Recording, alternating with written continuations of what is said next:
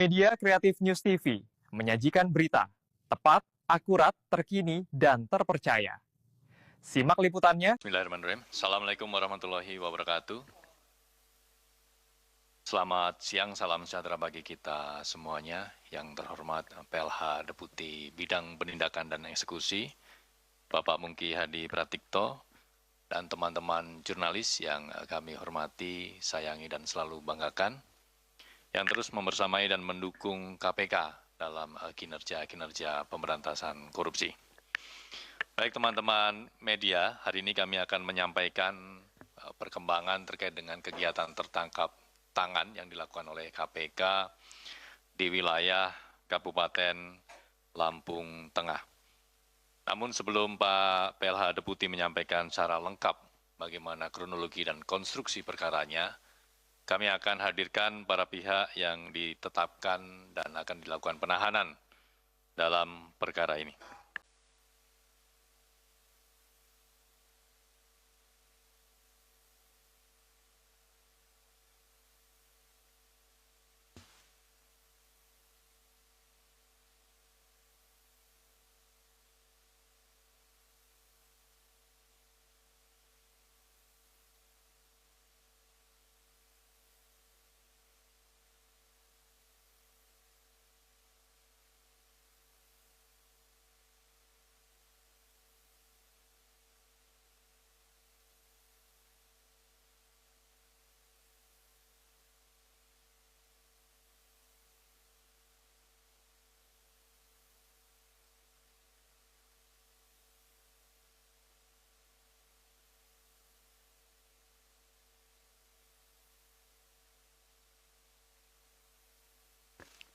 Cukup teman-teman?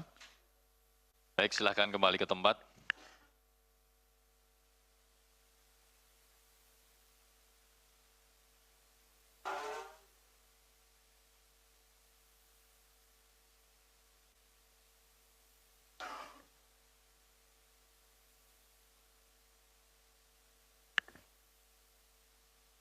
Baik teman-teman media, kita akan lanjutkan kepada Bapak Mungki. Kami persilahkan untuk menjelaskan terkait dengan kegiatan tertangkap tangan dugaan tindak pidana korupsi, penerimaan hadiah atau janji terkait dengan pengadaan barang dan jasa, serta penerimaan lainnya atau gratifikasi di lingkungan pemerintah Kabupaten Lampung Tengah. Kepada Pak Mungki kami persilahkan. Terima kasih Mas Budi. Bismillahirrahmanirrahim. Assalamualaikum warahmatullahi wabarakatuh. Selamat siang, salam sehat untuk kita semua. Baik, saya akan membacakan kronologis terkait dengan kegiatan tertangkap tangan dugaan tindak pidana korupsi, penerimaan hadiah atau janji terkait pengadaan barang atau jasa, serta penerimaan lainnya atau gratifikasi di lingkungan pemerintah Kabupaten Lampung Tengah tahun anggaran 2025.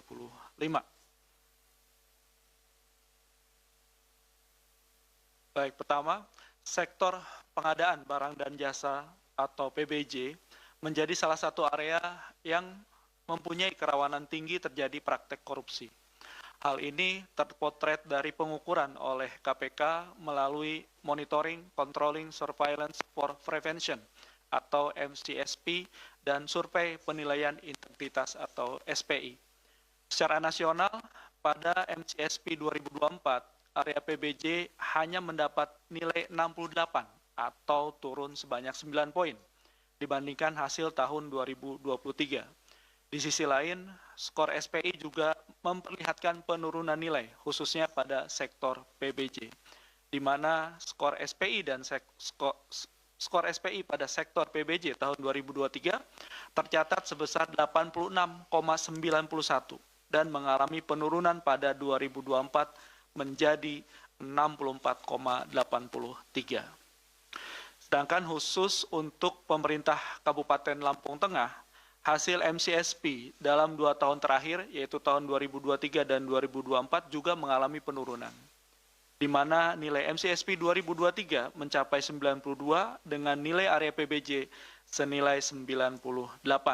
Sedangkan MCSP 2024 tercatat senilai 90 dengan area PBJ di angka 83 dengan sub indikator pengendalian PBJ strategis hanya mendapat nilai 55.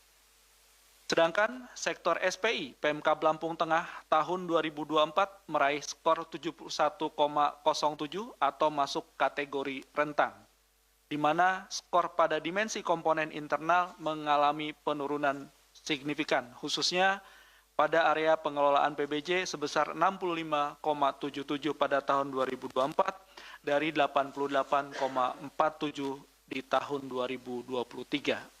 Data-data ini menunjukkan kerentanan dalam sistem pengadaan masih tinggi, membuka ruang bagi praktek manipulasi, intervensi, hingga transaksi suap. Karena itu, penindakan yang dilakukan KPK ini harus menjadi peringatan serius agar sistem pengelolaan PBJ segera dibenahi.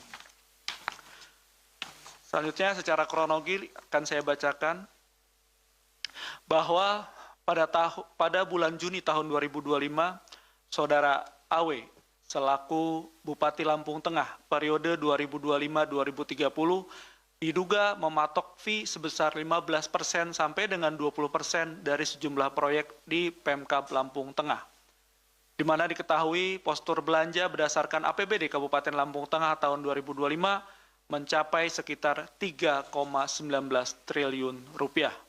Dari anggaran tersebut, sebagian besar dialokasikan untuk pembangunan infrastruktur, layanan publik, hingga program prioritas daerah. Bahwa sebelumnya, pada bulan Februari sampai Maret 2025, pasca dilantik menjadi Bupati Lampung Tengah, AW memerintahkan Saudara RHS selaku anggota DPRD Lampung Tengah untuk mengatur pemenang PBJ di sejumlah SKPD Lampung Tengah melalui mekanisme penunjukan langsung di e-katalog. Adapun rekanan atau penyedia barang dan jasa yang harus dimenangkan adalah perusahaan milik keluarga atau milik tim pemenangan AW saat AW mencalonkan diri sebagai Bupati Lampung Tengah periode 2025-2030.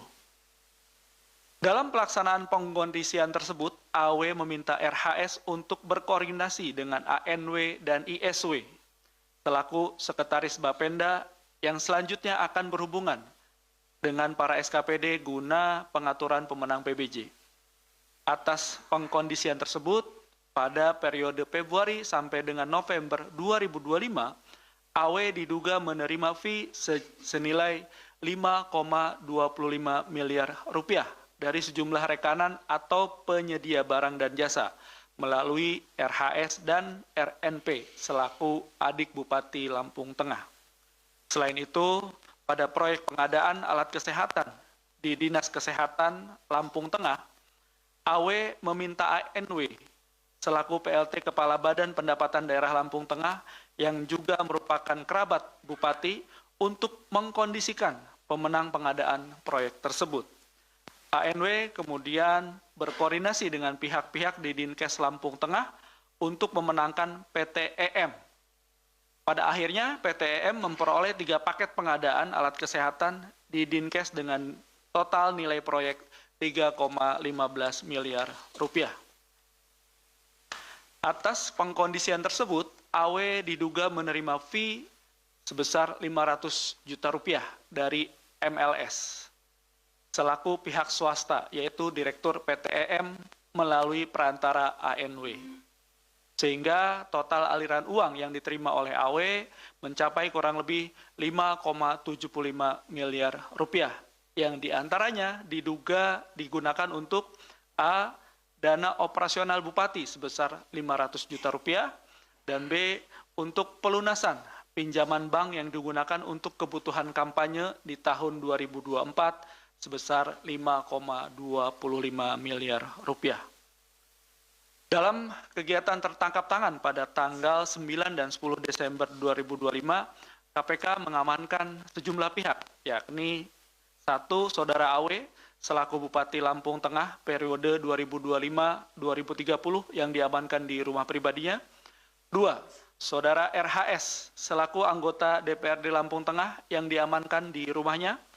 3. Saudara RNP selaku adik Bupati Lampung Tengah yang diamankan di rumahnya. 4. Saudara ANW selaku PLT Kepala Badan Pendapatan Daerah Lampung Tengah sekaligus kerabat dekat Bupati yang diamankan di kantornya. Dan kelima, Saudara MLS selaku pihak swasta, yaitu Direktur PT EM yang diamankan di kantornya. Dalam kegiatan tertangkap tangan ini, KPK juga turut mengamankan sejumlah barang bukti berupa uang tunai sebesar 193 juta rupiah dengan rincian 135 juta rupiah diamankan dari kediaman pribadi AW dan 58 juta rupiah diamankan dari rumah RNP. Dan B, logam mulia seberat 850 gram yang diamankan dari kediaman RNP. Dalam dugaan tindak pidana korupsi terkait penerimaan hadiah atau janji oleh penyelenggara negara terkait pengadaan barang atau jasa serta penerimaan lainnya atau gratifikasi di lingkungan pemerintah Kabupaten Lampung Tengah tahun anggaran 2025, setelah dilakukan pemeriksaan intensif pada tahap penyelidikan dan telah ditemukan unsur dugaan peristiwa pidananya, maka perkara ini naik ke tahap penyidikan. Yang kemudian setelah ditemukan kecukupan alat bukti, KPK menetapkan 5 orang sebagai tersangka, yaitu 1. Saudara AW selaku Bupati Lampung Tengah periode 2025-2030, 2. Saudara RHS selaku anggota DPRD Lampung Tengah, 3. Saudara RNP selaku adik Bupati Lampung Tengah, 4.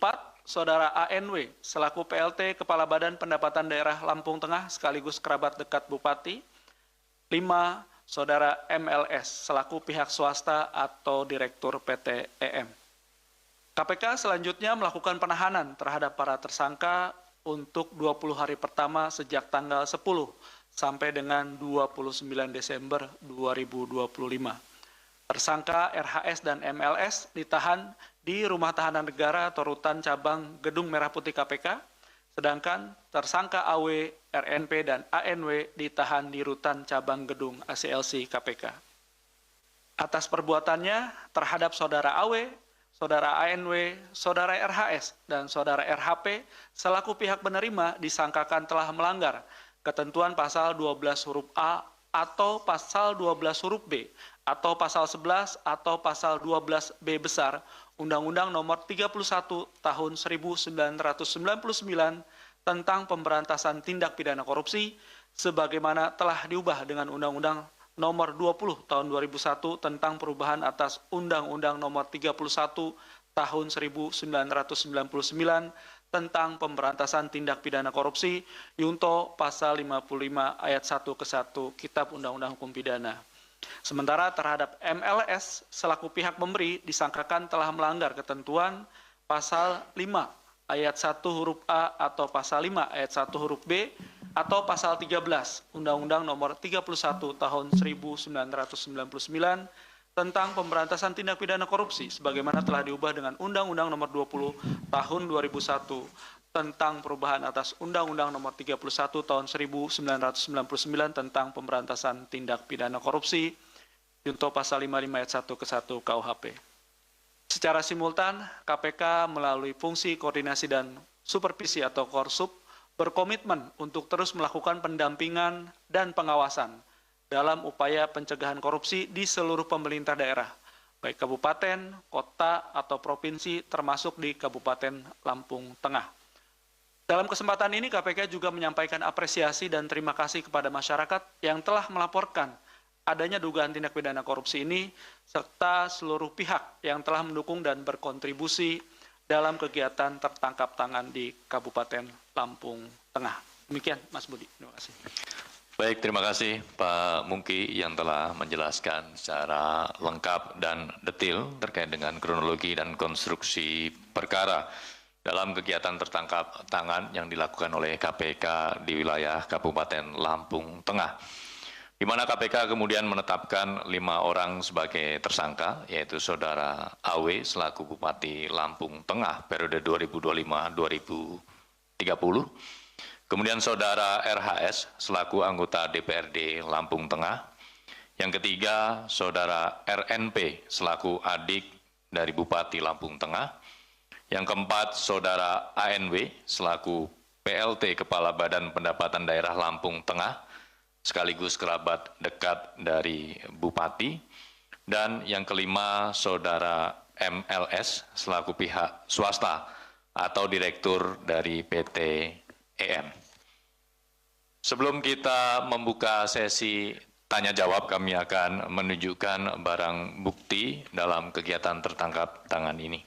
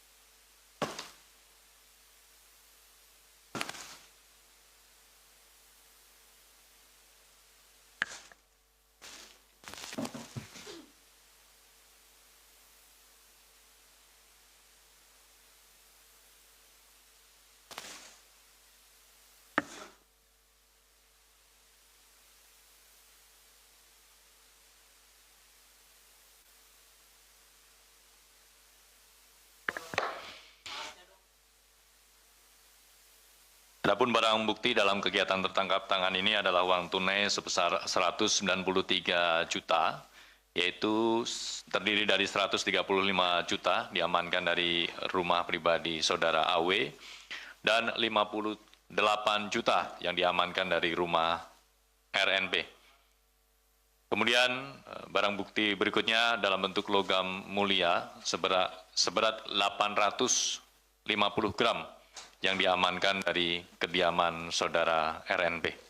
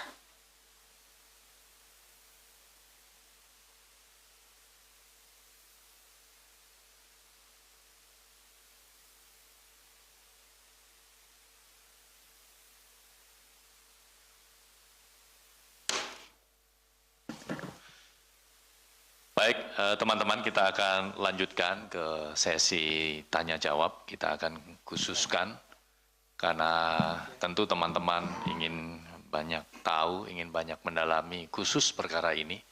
Jadi ini spesial ya, tanya jawabnya terkait dengan case ini. Kami buka sesi pertama untuk ketiga penanya, Mas Mario, Mbak Satya. Ada lagi satu mungkin? Mbak Satya dulu ya, Mas Mario ya. Mikrofonnya dari sana. Silakan Mbak Satya. Ya, selamat sore Pak Mungki, Mas Budi. Mau izin tanya, ini kan di Lampung Tengah tuh kalau saya nggak salah tuh sudah ada beberapa kali OTT juga gitu, dengan kasusnya juga nggak jauh-jauh beda gitu. Ini pertanyaannya sebenarnya pencegahannya tuh udah masuk belum sih ke ini, atau emang bebel aja nih orang kepala daerahnya gitu, karena kasusnya juga soal komitmen fee dan lain-lain, itu aja sih. Terus yang kedua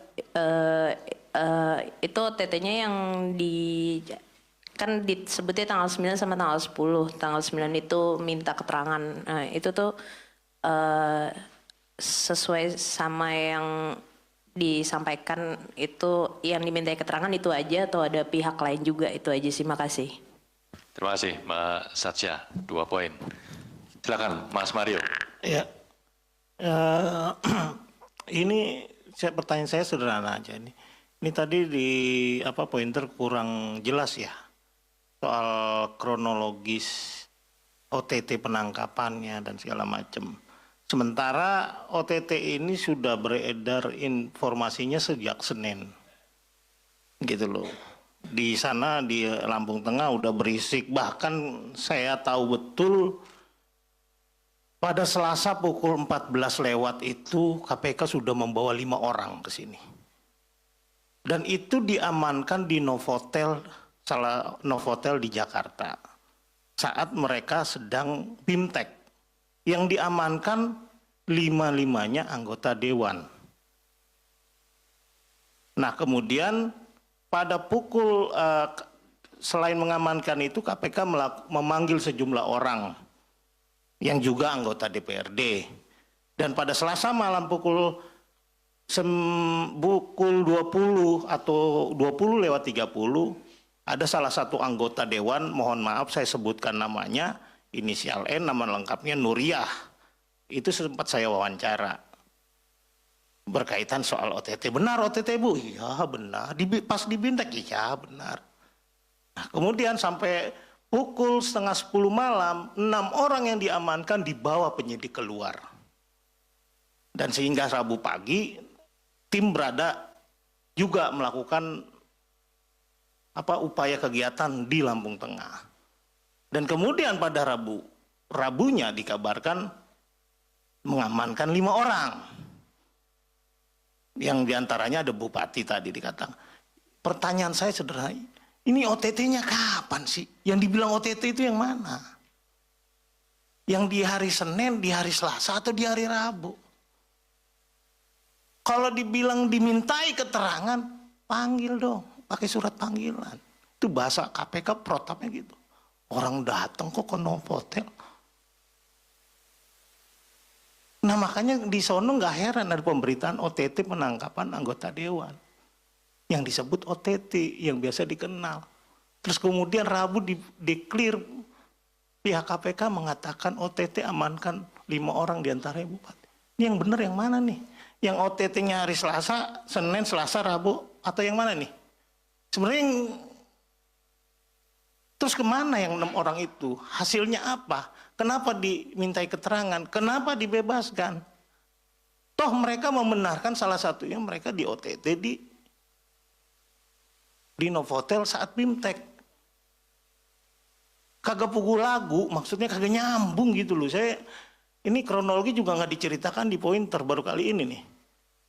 Nah, mohon penjelasan yang agak mirip-mirip lah, agak lempeng dikit lah. Ini OTT-nya yang mana, terus kepentingan yang menangkap anggota dewan di saat BIMTEK itu apa? Kalau memang targetnya bupati, kenapa nggak langsung bupatinya? Atau memang ini salah tangkap awalnya, kemudian benar nangkapnya di hari Rabu kemudian? Ini yang benar yang mana? Tolong saya ingin sedikit penjelasan agar ini terlihat clear gitu. Itu aja, makasih. Terima kasih Mas Mario ya terkait dengan kronologi seperti apa dari hari Senin, Selasa hingga Rabu. Ada lagi mungkin untuk menutup sesi pertama supaya 3 orang, Mas Yudi. Mas Mario. Selamat sore Mas Budi, Pak Mungki, Wahyudin dari Rakyat Merdeka. Terkait ini aja, aset recovery-nya nanti. Tadi kan ada aliran 5,25 ke tim ses untuk kampanye ya. Apa akan pencariannya nanti seperti apa? Apakah termasuk juga selain tim suksesnya juga untuk pertanggungjawabannya juga termasuk ke partainya? Itu aja, makasih. Baik, terima kasih Mas Yudi. Kami persilakan kepada Pak Mungki, ada 3 penanya dengan 4 poin pertanyaan. Pak Satya terkait dengan upaya pencegahannya seperti apa dan pihak-pihak lain yang dimintai keterangan selain kepada 5 orang yang diamankan pada tanggal 9-10 Desember ini. Baik, terima kasih Mas Budi. Saya menjawab dulu dari Mbak Sacha ya. Yang pertama, pencegahan sudah masuk atau belum gitu ya, pertama. Jadi memang setiap ada kegiatan terkait dengan penanganan tindak pidana korupsi, baik melalui tertangkap tangan maupun kegiatan pengembangan perkara, pasti ada koordinasi antara Kedeputian Penindakan dengan Kedeputian Pencegahan dan Korsup terkait dengan pencegahannya. Nah, sini juga bisa terlihat bahwa memang di Lampung Tengah skornya ini kurang baik ya, tadi seperti disampaikan, dan ini menjadi perhatian kembali bagaimana sebetulnya yang akan dilakukan kembali terhadap pencegahan yang dilakukan dalam rangka kegiatan tertangkap tangan pada kali ini. Kemudian tadi ditanyakan terkait dengan yang dimintai keterangan, bahwa betul yang dimintai keterangan ada 5 orang, selain itu yang terkait dengan beberapa orang lainnya dari anggota Dewan juga dimintai keterangan, seperti itu. Baik, kemudian terkait pertanyaan dari Mas Mario, bahwa KPK melakukan kegiatan penyelidikan dengan tertangkap tangan memang dilakukan di hari tanggal 9, hari Selasa 9 dan 10, di Selasa dan Rabu kemarin. Sedangkan terkait dengan di hari Senin ada beberapa pihak yang dimintai keterangan merupakan bagian dari kegiatan penyelidikan sebagai tindak lanjut dari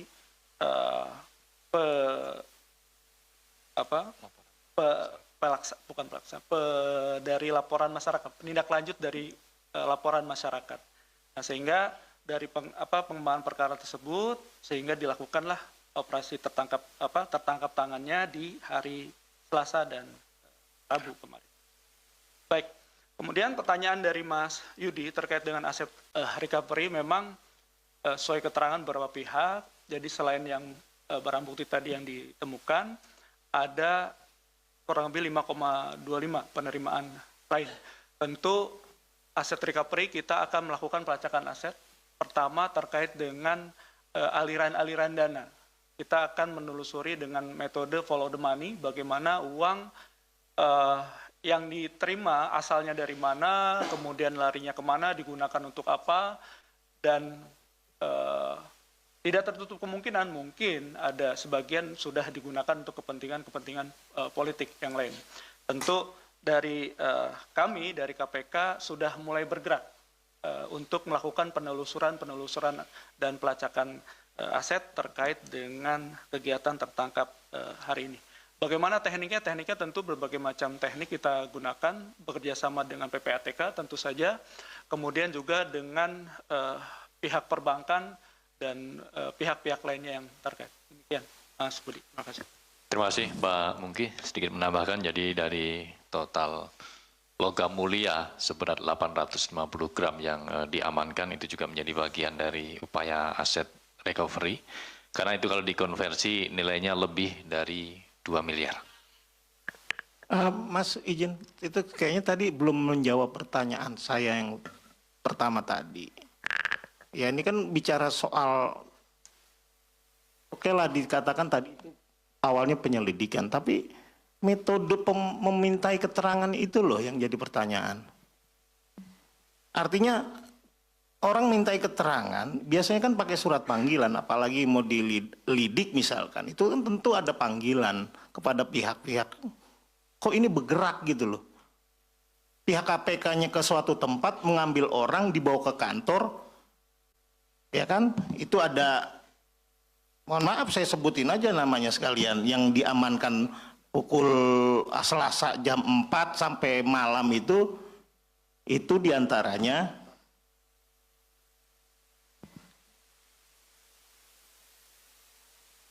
ada Pur Heri, itu anggota DPR, Saipudin, Luken, Vian, Sainur, dan Saila, dan terakhir yang keluar pukul 7:30 itu Nuriyah, itu anggota DPRD semua. Nuria memang dipanggil. Tapi kan 5-5-nya itu kan dibawa dari Novotel. Nah, maksud saya apakah baru kali ini saya melihat permintaan keterangan dengan menjemput orang, membawa dari satu tempat ke kantor dan dimintai keterangan gitu loh. Apakah itu salah OTT atau gimana? Atau pemanggilan tanpa undangan itu bagaimana juga? Dan kemudian baru hari Rabu diketahui ada 5 orang. Nah, ini yang menjadi agak sedikit bingung saya, 2 hari ngantuk-ngantuk nungguin, dapatnya kok yang bukan yang mau ditahan gitu loh. Senin saya nunggu, Selasa, loh orangnya hari Rabu nongol, yang bener yang mana gitu. Gurih juga mata, hampir 1 gayung saya ngopi 2 hari itu nungguin orangnya datangnya Rabu. Gitu loh, ini salah OTT atau apa gitu. Itu yang jadi pertanyaan saya, makasih. Terima kasih, Mas Mario. Ada lagi? Baik. Baik, terima kasih Mas Mario. Mohon izin menambahkan dari Pak Mungki bahwa tentu dalam kegiatan tertangkap tangan itu ada prosesnya. KPK menindaklanjuti dari laporan aduan masyarakat yang kemudian tim bergerak dan meminta keterangan kepada sejumlah pihak.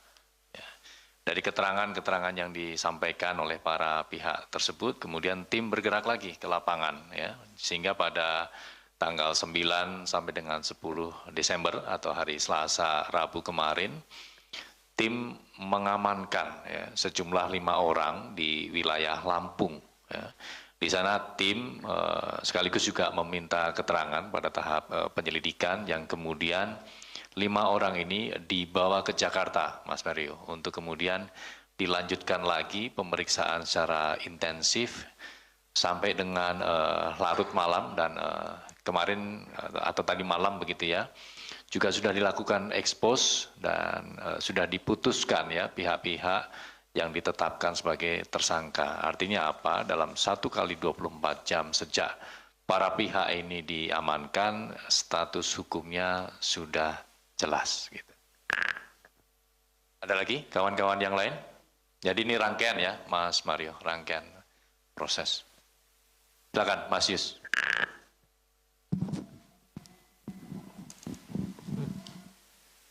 Baik, selamat sore Mas Budi, Pak Mukti. Mungkin saya mau tanya, ini kan uang yang diterima oleh Pak Bupati Lampung Tengah ini kan 5,5 miliar lebih lah. Nah di sini kan hanya dijelaskan tadi soal proyek di Dinas Kesehatan yang totalnya itu sekitar 3 miliar total nilai proyeknya. Nah artinya memang berarti dia ini juga mendapatkan uang yang 5 miliar itu dari proyek-proyek lainnya, bukan hanya dari proyek ini. Nah apakah itu sudah diidentifikasi proyek-proyek lain yang dimaksud yang diperoleh Pak Bupati? Terus yang kedua ini kan disebut khusus soal Dinkes. Nah tadi kan disebut bahwa ada soal proyek di Dinkes tadi, ada EM ini. Oh ya. Nah sebenarnya posisi EM ini apakah memang dia itu bagian dari tim sukses pada pemilu Pilkada 2024 yang lalu, ataukah memang dia bagian dari keluarga yang dikatakan tadi di sini dikondisikan untuk memenangkan proyek? Dan memang terakhir bahwa apakah nanti ada pengembangan ke dinas-dinas kesehatan lain terkait dengan permintaan fee dari Pak Bupati ini? Terima kasih. Baik, terima kasih. Mas Yus, ada 3 poin ya. Apakah KPK sudah mengidentifikasi proyek-proyek lain? Tadi soal penerimaan 5,2 miliar. Kemudian yang kedua terkait dengan posisi dari saudara MLS ya.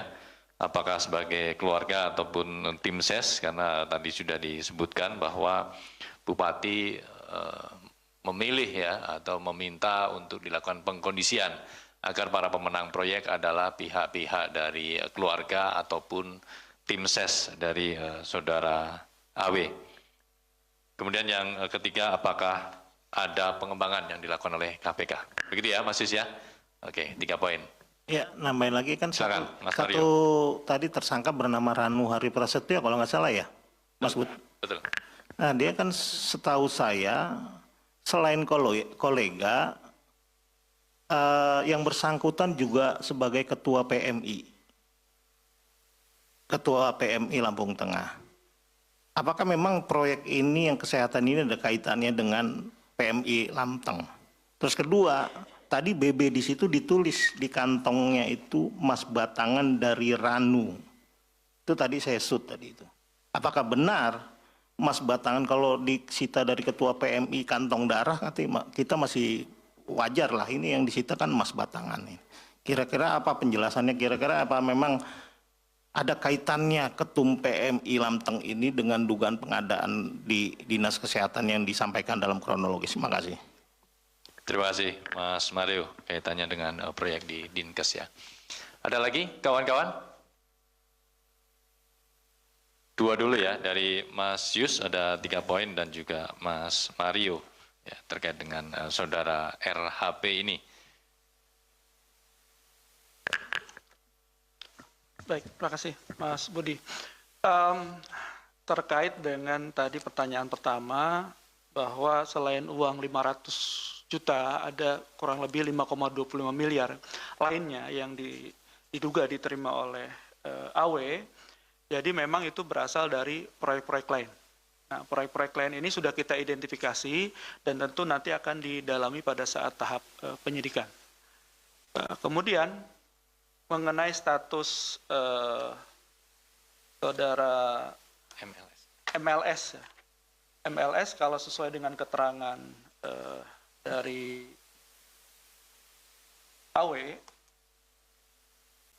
merupakan pihak yang terkait dengan pemenangan.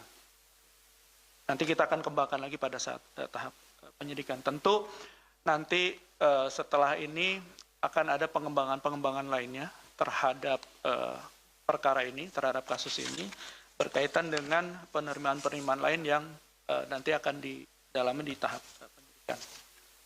Nah, kemudian tadi pertanyaan Mas Mario ya, tadi saudara RHP yang selain ini juga menjabat sebagai Ketua PMI Lampung Tengah. Apakah ada kaitannya apa yang tadi ditunjukkan barang bukti dengan status dia sebagai Ketua PMI Lampung Tengah? Tentu ini masih kita dalami, Mas Mario. Nanti kita akan dalami lagi di tahap penyidikan. Terima kasih. Terima kasih Pak Mungki yang telah menjelaskan secara lengkap pertanyaan dari Mas Yus dan Mas Mario. Sedikit menambahkan, mohon izin Pak Mungki. Jadi Mas Yus tadi di awal sudah disampaikan bahwa sekitar bulan Juni 2025 begitu ya, Saudara AW selaku Bupati ini mematok fee proyek ya sebesar 15-20% atas proyek-proyek di Pemkab Lampung Tengah. Ya, artinya apa? KPK tidak berhenti pada kegiatan tertangkap tangan ini saja, tapi ini tentu akan menjadi pintu masuk untuk melihat apakah proyek-proyek lain, termasuk di dinas-dinas lain itu juga ada modus-modus serupa, ada praktik-praktik dugaan tindak pidana korupsi serupa. Nah ini yang masih akan terus didalami ya.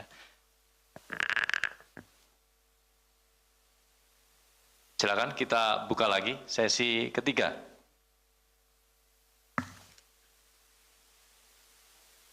Kasus ini dulu, kita fokus ini dulu. Biar teman-teman juga bisa lebih fokus, nggak bercampur begitu ya. Mas Yudi cukup? Mas Jonathan senyum-senyum, sudah jelas? Satu, ya silakan Mas Yud.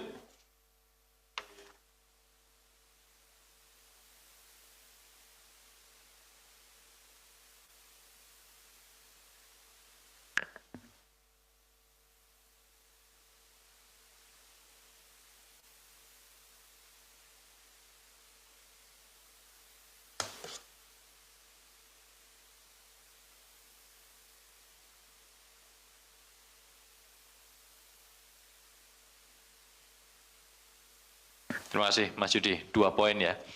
Apakah proyek-proyek lain juga akan didalami karena nilai belanja dari APBD Lampung Tengah itu mencapai 3,1 triliun. Dan kemudian apakah ini hanya terkait dengan proyek pengadaan atau juga masuk ke soal rotasi, mutasi pegawai dan sebagainya. Monggo Bapak. Baik, terima kasih Mas Yud. Jadi tadi sebagaimana dijelaskan untuk kegiatan tertangkap tangan kali ini memang berkaitan dengan pengadaan barang dan jasa. baik itu dalam bentuk suap maupun gratifikasi. Tapi memang kami akan dalami lebih lanjut apabila memang ada potensi bahwa perkara ini mengembang kepada suap dalam jual beli jabatan. Seperti itu ya Mas Yudi. Terima kasih. Kemudian potensi yang tadi 15-20% juga tentu menjadi perhatian kami dan akan didalami oleh tim penyidik. Sementara yang kita dapat informasi adalah baru ini 5,25 miliar plus 500 juta yang diterima.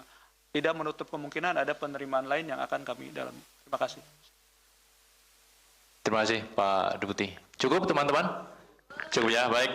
Terima kasih Pak Mungki selaku PLH Deputi Penindakan dan Eksekusi dan juga kawan-kawan media yang terus menunggu kinerja-kinerja KPK dalam pemberantasan korupsi. Kami tutup, wabillahi taufik wal hidayah. Wassalamualaikum warahmatullahi wabarakatuh.